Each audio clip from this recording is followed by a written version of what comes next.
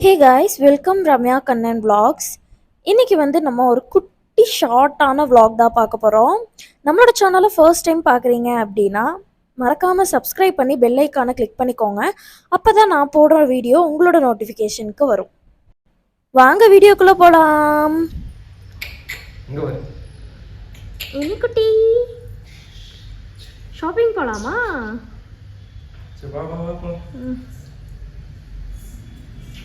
கோ friend, எங்க சாவி?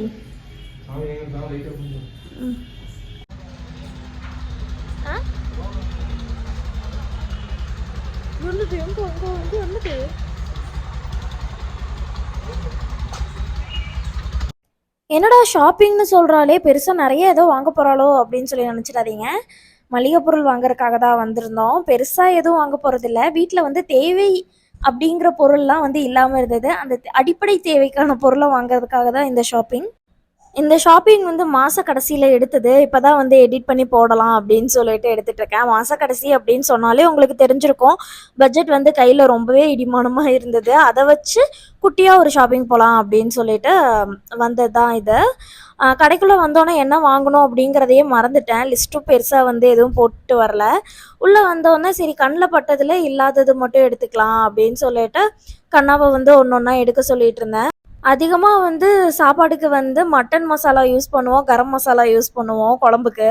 அது வந்து தேவைப்படும். அதனால அதை எடுத்துட்டேன். நான் வந்து சம்மந்தமே இல்லாத இடத்துல போய் எதையோ தூக்கி பார்த்துட்டு இருந்தேன். எனக்கு தெரியும் என் கையில் பட்ஜெட் இவ்வளோ தான் இருக்குது அப்படின்னு சொல்லிட்டு. ஆனால் ஷாப்பிங்னு ஒன்று போனோம்னா தேவையில்லாத இடத்துலலாம் போய் நின்றுட்டு இதெல்லாம் இருக்கு நல்லா இருக்கே அப்படின்னு சொல்லிட்டு வாங்கலான்னு தோணும். பட் பட்ஜெட் இல்லாதனால எல்லாத்தோட ப்ரைஸையும் பார்த்துட்டு ஓகே அப்படின்னு சொல்லிட்டு எடுத்த இடத்துலயே வச்சுட்டு மறுபடியும் ஓடியான்ட்டேன். சரி வாங்க என்னென்ன வாங்கணும் அப்படிங்கிறத பார்க்கலாம். பெரிய லிஸ்ட்டு போடுறோம் பாருங்க இப்போது. ஆக்சுவலாக 2 பேருமே மைக்கை மாட்டிட்டு தான் பேசினோம். கண்ணாவோட மைக் மட்டும் தான் ஆனில் இருந்தது போல், என்னோடய மைக் ஆனில் இல்லை போல். நான் அதை கவனிக்கவே இல்லை. இப்போது வீடியோ பார்க்கும்போது தான் வந்து என்னோடய வாய்ஸ் ரொம்பவே லோவாக கேட்டுச்சு. அட்ஜஸ்ட் பண்ணி வச்சேன். பட் இருந்தாலும் உங்களுக்கு வந்து கேட்காது. அதனால தான் சரி ஓகே அப்படின்னு சொல்லிட்டு நானே வந்து மறுபடியும் மைக்கில் பேசிகிட்டு இருக்கேன். அட்ஜஸ்ட் பண்ணிக்கோங்க இந்த வீடியோவில். ஃபர்ஸ்ட் வந்து வரமிளகா தான் வாங்கினேன். என்ன ரீசன் அப்படின்னா எங்கள் வீட்டில் வந்து பச்சை மிளகாவே யூஸ் பண்ண மாட்டாங்க கண்ணன். வரமிளகா மட்டும்தான் யூஸ் பண்ணுவாங்க. அதுக்கப்புறம் வந்து தம்பிக்காக வந்து ராகி வாங்கியிருந்தேன். எப்படியும் ஒரு 2 வீக்ஸ்க்கு அப்புறம் வந்து நம்ம தம்பிக்கு கொடுக்க போகிறது தானே அப்படின்னு சொல்லிட்டு ஒரு 500 கிராம் மட்டும் வந்து வாங்கி வச்சுக்கிட்டேன். தென் வந்து பார்த்தீங்க அப்படின்னா இது வந்து யூஸ் பண்ணுவேனா அப்படின்னு சொல்லிட்டு எனக்கு தெரியல. வீட்டில் வந்து கொசு வந்து ஜாஸ்தியாக இருக்குது. நெட் அடிச்சிருக்கேன். பட் இருந்தாலும் வந்து வாங்கி வச்சுக்கலாம் அப்படின்னு சொல்லிட்டு தோணுச்சு. மேபி ஃப்யூச்சரில் யூஸ் பண்ணாலும் பண்ணுவேன் அப்படின்னு சொல்லி நினைக்கிறேன். அதனால சும்மா வாங்கி அப்படியே வச்சுருக்கேன். நெக்ஸ்ட்டு வந்து மைசூர் சாண்டில் சோப்பு. இந்த சோப்பை வந்து எனக்கு விவரம் தெரிஞ்சதுலேருந்து நான் யூஸ் பண்ணிகிட்ருக்கேன். சரி என்னை கட்டிட்டு வந்ததாவது வேறு ஏதாவது பிராண்டு யூஸ் பண்ணுமான்னு பார்த்தா கிடையவே கிடையாது. கண்ணனும் இதே தான் யூஸ் பண்ணுறாங்க. அதனால அதில் ஒரு 2 வாங்கி வச்சுட்டேன். அதுக்கப்புறம் வந்து பார்த்தீங்க அப்படின்னா சீரம்.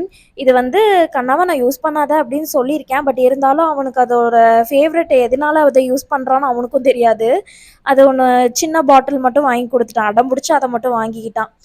தென் நட்ஸ் வந்து வாங்கியிருந்தேன். இது எப்போவுமே வந்து நான் வந்து ஹோல்சேலில் வாங்கிடுவேன் நிறையா. பட் இது மாத கடைசி அப்படிங்கிறனால சும்மா ஸ்நாக்ஸ் மாதிரி வாங்கிக்கலாம் அப்படின்னு சொல்லிட்டு ஒரு சின்ன சின்ன பேக்கெட் மட்டும் வாங்கியிருந்தேன். நெக்ஸ்ட் வந்து பார்த்தீங்க அப்படின்னா கிராம்பு. இது எதுக்கு அப்படின்னா என் வீட்டுக்குள்ளே வந்து செடியெலாம் நிறையா இருக்குது சைடில். அந்த ரீசன்னால் எறும்பு நிறையா இருக்குது. அந்த எறும்பை போக்குறதுக்காக வாங்கியிருக்கேன். எப்படி போகுதா என்னன்னு சொல்லிட்டு யூஸ் பண்ணிவிட்டு சொல்கிறேன். ஏலக்காய் எதுக்கு வாங்கினா அப்படின்னா கண்ணா வந்து எல்லா சமையல்லையும் இந்த மட்டன் அதெல்லாம் செய்யும்போது ஏலக்காய் யூஸ் பண்ணுறாங்க. சரி ஓகேன்னு அதில் ஒன்று போட்டுட்டேன். அதுக்கப்புறமா வந்து பிரஸ்ட் மில்க் இன்க்ரீஸ் பண்ணுறதுக்கு வந்து நான் ஒரு 3 ப்ராடக்ட் வந்து யூஸ் பண்ணுவேன். அந்த ஒரு 3யும் வந்து வாங்கி வச்சுருந்தேன். ஏன்னா காலையில் எந்திரிச்சோன்னா அதை கொதிக்க வச்சு குடித்தோம் அப்படின்னா நல்லாவே இன்க்ரீஸ் ஆகும். அது என்னென்ன அப்படின்னா சீரகம், சோம்பு, வெந்தயம் அந்த 3 பாக்கெட்டு. அதுக்கப்புறம் வந்து மட்டன் மசாலாவும் கரம் மசாலாவும் நாங்கள் அதிகமாக யூஸ் பண்ணுவோம் நான்வெஜ்ஜுக்கு. அது வந்து தீர்ந்து போச்சு. அதனால அந்த பாக்கெட்லேயும் ஒன்று ஒன்று எடுத்துக்கிட்டோம். அடுத்து அரசன் சோப்பு. இந்த சோப்பு வந்து என்ன தைரியத்தில் வாங்கி வச்சுருக்கேன்னு எனக்கே தெரியல. இந்த வீட்டுக்கு வந்ததுலேருந்து மறுபடியும் அம்மா வீட்டு வாஷிங் மிஷினில் தான் போய் துவைச்சிட்ருக்கேன். இதுக்கப்புறமாவது என் வீட்டில் நான் துணி துவைக்கணும் அப்படின்னு சொல்லிட்டு ஒரு மைண்ட் செட்டு. அதனால வந்து அரசன் சோப் வாங்கியிருக்கேன். மேலே வந்து துவைக்கிற கல் இருக்குது. அந்த துவைக்கிற கல்லில் போய் இந்த டைம் கண்டிப்பாக துவைக்கணும் அப்படின்னு சொல்லிட்டு வாங்கிட்டு அதுக்கு கிளிப்ஸு வந்து தேவைப்படும்ல. அதனால அந்த கிளிப்பும் வந்து வாங்கி வச்சுக்கிட்டேன். கண்டிப்பாக இந்த டைம் துவைச்சே ஆகணும். நெக்ஸ்ட்டு வந்து ஒரு பாத்திரம் கழுவுற அந்த டிஷ்வாஷரில் தேய்க்கிறது மட்டும் வந்து உடஞ்சிருச்சு. அதை வாங்கிட்டு சாமி கும்பிட்டா வந்து நான் வெளியில் வந்து ஊதுபத்தி வைப்பேன். அதை வைக்கிறதுக்கு வந்து ஸ்விட்ச் பாக்ஸு இல்லைன்னா கதவு ஓட்டை அதுலலாம் வந்து சொருகிட்டு இருப்பேன். அதுக்கு இது ஒன்று வித்துட்டு இருந்தாங்க. அதையும் ஒன்று வாங்கி ஒட்டி விட்டுறலாம் அப்படின்னு சொல்லிட்டு அதை வாங்கியிருக்கேன். இது வந்து கண்ணாவே வாங்கிட்டு வரேன்னு சொன்னா, அப்போல்லாம் வேணான்னு சொல்லிட்டேன். அதனால தான் பின்னாடி இருந்து எனக்கு கமெண்ட் பண்ணிட்டு இருக்கான். இது வந்து ₹14 ஓகே ஒர்த்து தான் அப்படின்னு சொல்லிட்டு அதை வாங்கிட்டேன். நெக்ஸ்ட்டு வந்து ஆயில். ஆயில் எப்போவுமே நான் ஹோல்சேலில் அம்மா கிட்ட தான் வாங்கிட்டு வர சொல்லுவேன். இந்த டைம் வந்து வேண்டாம்மா நானே வாங்கிக்கிறேன் அப்படின்னு சொல்லிட்டேன். அதனால அதில் ஒரு பாக்கெட் எடுத்துட்டேன். இவ்வளோ தான் வந்து ஷாப்பிங் பண்ணதே. இதுக்கே வந்து பார்த்தீங்க அப்படின்னா 1200 அந்த மாதிரி வந்து வந்துருச்சு. நான் எக்ஸ்பெக்ட் பண்ணவே இல்லை. ஒன்றுமே இல்லை, சாப்பிட்றதுக்கான ஐட்டம் நான் எதுவுமே வாங்கலை. அதுக்கே வந்து இவ்வளோ பட்ஜெட் வந்துருச்சு. உங்கள்ல எத்தனை பேர் வீட்ல இந்த மாரி மாச கடைசியில போயி, வீட்ல இல்லாத பொருள வாங்குறேன் அப்படின்னு சொல்லிட்டு, சம்மந்தமே இல்லாத ஐட்டம்லாம் வாங்கிட்டு வந்து திட்டு வாங்கியிருக்கீங்க அப்படின்னு சொல்லிட்டு சொல்லுங்க. சம்மந்தம் இல்ல, யூஸ் பண்ண முடியாது அப்படிங்கிறதுலாம் இல்ல. இது வீட்டுக்கெல்லாம் தேவைப்படுற பொருள் தான் நான் வாங்கியிருக்கிறது. பட் இருந்தாலும் வந்து இன்னும் நெறைய விஷயம் வாங்கணும். மொதல்ல வாங்குனது எல்லாமே பழசு. அதனால அதெல்லாம் யூஸ் பண்ண வேணாம் அப்படின்னு சொல்லிட்டு, கொஞ்சம் கொஞ்சமா வாங்கிக்கலான்னு சொல்லிட்டு, வேணுங்கிறத மட்டும் தான் இப்ப நான் வாங்கியிருக்கேன். சம்பளம் வந்ததுக்கப்புறம் இன்னொரு ரவுண்டு போய்க்கலாம் அப்படின்னு சொல்லிட்டு.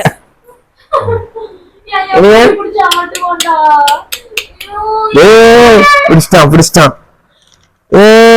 இப்ப ஏன் முடி பிடிக்க முடியாது? ஏன் முடி பிடி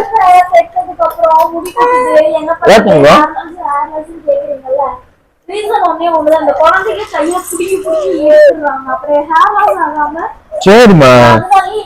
கொஞ்சம் பார்த்து பத்திரமாவே இருக்கேன். இருந்தாலும் அப்பப்ப இந்த எங்க அப்பனால என்னை பிடிச்சி இழுத்துறான். உங்க அப்பா இப்பதான்டா எனக்கு தண்ட செலவு வச்சா, மறுபடியும் வச்சு வச்சிடாதுடா. இதெல்லாம் கொடுக்காது, கையில கொடுக்கூடாது. இதான் இன்னைக்கு வந்து ஷாப்பிங்னு சொல்லிட்டு நாங்க பண்ணது இதுதான். லைட்டா ஒரு டைம் பாஸ் ஷாப்பிங். இதுவுமே அப்படிதான் அத புடிச்சு வெளியில கூட்டிட்டு போக வச்சு இத வாங்கிட்டு வந்திருக்கேன். இல்லைன்னா வெளியிலே கூட்டிட்டு போக மாட்டான். எங்கேயாவது வேலை இருக்குன்னு சொல்லிட்டு ஓடி போய் தப்பிச்சிருவான். இன்னைக்கு எப்படியோ கூட்டிட்டு போயிட்டான். ஓகே. இனி எனக்கு இந்த கவர் சவுண்டு அதெல்லாம் கேட்டாலே ரொம்ப வந்து பிடிச்சிருக்குது போல. அதுவும் இல்லாமல் எது கிடைச்சாலும் வாயில் எடுத்து வைக்கிறதுக்கு வந்து கொஞ்சம் கூட யோசிக்க மாட்டேறான். அங்கே பாருங்க எவ்வளோ பெரிய பாக்கெட் எப்படி தூக்கிட்டு இருக்கான்னு பார்த்தீங்களா? இதெல்லாம் பார்த்துட்டு அவங்க அப்பா நான் எடுத்து வைக்க போன பொருள் எல்லாத்தையும் வாங்கி அவன் பையன் கேட்குறான்னு சொல்லிட்டு, இந்த வச்சுக்கோ உனக்கு தான் அப்படின்னு சொல்லிட்டு எல்லாத்தையும் கொட்டி வச்சுட்டான். அதனால நான் சரி ஓகே அப்பாவும் மகனும் சேர்ந்து விளாண்டுருக்காங்க அப்படின்னு சொல்லிட்டு கொஞ்ச நேரம் விளையாட விட்டேன் இனியே நான் அவங்க கூட. அதுக்கப்புறமா நைட்டு டின்னர் வந்து ஸ்டார்ட் ஆயிருச்சு. நான் வந்து முட்டை தோசை ஊற்றி தக்காளி வந்து தாளிச்சிருந்தேன். இப்போ இனியனை வந்து வச்சுட்டு நாங்கள் 2 பேருமே பசியில் இருந்தோம், சாப்பிட்ணும்ல. அதனால கண்ணனுக்கு யூஸ்வலாகவே வந்து நான் வந்து ஊட்டி தான் விடுவேன். 2 பேருமே சாப்பிட்ட மாதிரி இருக்கும் அப்படின்னு சொல்லிட்டு கண்ணன் வந்து இனியனை வச்சுக்கிட்டாங்க. டிவி பார்த்துட்டே வந்து நானும் கண்ணாவும் வந்து சாப்பிட்டு முடிச்சிட்டோம். இந்த மாதிரி இருக்கும்போது கொஞ்சம் ஹெல்ப்ஃபுல்லாக இருக்கும். 2 பேரும் பசியில் இருப்போம். சம்டைம்ஸ்லாம் வந்து கண்ணா மட்டும் உட்காந்து சாப்பிட்ருப்பான். நான் வந்து பசியில் இருந்தேன் அப்படின்னா எனக்கு பயங்கரமாக கோவம் வரும். அப்போ நான் வந்து திட்டுவேன். அந்த டைமில் நான் தோசை ஊற்றிட்டு வந்து உட்காந்து சாப்பிட்றதுக்குள்ளே எனக்கு பசியே போயிடும். இந்த மாதிரி நிறைய பேர்த்துக்கு இந்த எக்ஸ்பீரியன்ஸ் இருக்கும்னு நினைக்கிறேன். இப்போ அம்மா வீடாக இருக்கும்போது அப்படி தான் நான் பசியில் இருப்பேன். ஆனால் அவங்க எல்லாத்துக்கும் நான் தோசை ஊற்றி கொடுத்துட்டு கடைசியில் சாப்பிடும்போது நான் நினச்ச மாதிரி என்னால் சாப்பிடவே முடியாது. அதனால் இந்த மாதிரி ஒரு விஷயத்த வந்து நான் கண்டினியூ பண்ணுவேன். எனக்கு பசிக்குதா 2 பேர்த்துக்கும் ஊற்றி உட்காந்துருவோம். அவன் வந்து தம்பியை பார்த்துப்பான். இல்லையா தம்பி இல்லாதப்பவும் அப்படி தான் 2 பேரும் ஒட்டுக்கா உட்காந்து இந்த மாதிரி மாற்றி மாற்றி சாப்பிட்டுப்போம். இப்போ தம்பி வந்ததுக்கப்புறம் மோஸ்ட் ஆஃப் டைம்ஸ் இந்த மாதிரி தான் ஒட்டுக்கா உட்காந்துட்டு தம்பி ஒரு ஆள் பிடிச்சிக்கிறது, ஒரு ஆள் வந்து ஊட்டி விடுறது. இல்லை அதே மாதிரி சாப்பிட்டு முடிச்சுட்டா கொஞ்சம் நம்மளுக்கும் மனசு திருப்தியாக இருக்கும்ல. அந்த ஒரு ரீசன்னால் எல்லார் வீட்லேயும் இப்படிதானா அப்படின்னு சொல்லிட்டு மறக்காமல் கமெண்ட் பண்ணுங்கள். அப்படி இல்லை அப்படின்னா இந்த ஒரு இதை ட்ரை பண்ணி பாருங்கள், கொஞ்சம் யூஸ்ஃபுல்லாக இருக்கும். ஒரு சிலர் எனக்கு வந்து கமெண்ட் பண்ணுறீங்க, உங்கள் ஹஸ்பண்ட் பரவாயில்ல எவ்வளவோ ஹெல்ப் பண்ணுறாங்க அப்படின்னு சொல்லிட்டு. எல்லாமே வந்து நம்ம கையில் தான் இருக்குது. நம்ம வந்து உட்காந்து அவங்கக்கிட்ட ஒரு 4 வார்த்தை பேசணும். நம்மளுக்கு இப்படி இருக்குது, நம்மளோட ஆசைகளை வந்து சொல்லணும்.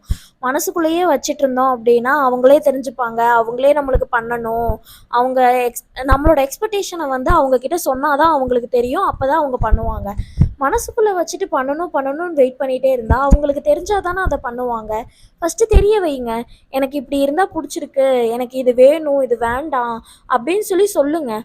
அதை அவங்க பண்ணாமல் இருக்காங்களா, அப்பவும் உட்காந்து பேசுங்க. நான் உனக்காக தானே இருக்கேன், அப்போ நீ எனக்காக இதை நீ பண்ணலாம்ல அப்படின்னு பேசுனீங்க அப்படின்னாலே அந்த ப்ராப்ளம் கொஞ்சம் ஷார்ட் அவுட் ஆகும். நான் அந்த மாதிரி கேரக்டர் தான். எனக்கு ஒரு விஷயம் வேணும் அப்படின்னா ஃபஸ்ட்டு நான் அங்கே போய் சொல்லுவேன். அப்பவும் அவங்க பண்ணலையா, அதுக்கப்புறம் நான் எனக்குன்னு இருக்கிறது நீ மட்டும்தான், நான் உங்ககிட்ட தான் கேட்க முடியும், நீ தானே அதை பண்ணணும் அப்படின்லாம் சொல்லிட்டு நிறையா எக்ஸ்பிளைன் பண்ணுவேன். நம்ம எக்ஸ்பிளைன் பண்ண தான் அவங்களுக்கு புரியும். புரிய வைக்கிற இடத்துல கண்டிப்பாக நம்ம இருக்கோம். அதை புரிஞ்சிட்டாலே அவங்க நம்மளுக்கு எல்லாத்தையுமே செய்ய ஆரம்பிச்சிருவாங்க. ஸ்டார்டிங்கில் எடுத்தோன்னே எல்லாமே சொல்லாமையே கிடைக்கணும் அப்படின்னு நினச்ச ஆள் தான் நானும். ஒரு ஏஜுக்கு அப்புறம் சொன்னாதான் இதெல்லாம் புரிஞ்சுக்க முடியும் அப்படிங்கிறது எனக்கு தெரிஞ்சு அதுக்கேற்ற மாதிரி அப்படியே லைஃப்பை கொண்டுட்டு போயிட்டுருக்கேன். இப்போ நம்மளோட வீட்டில் டெக்கரேஷன் பண்ணுற ஐடியாவில் இருந்தேன். கண்ணா தான் இதோட ஃபுல் அண்ட் ஃபுல் பிளான் எல்லாம் பண்ணது.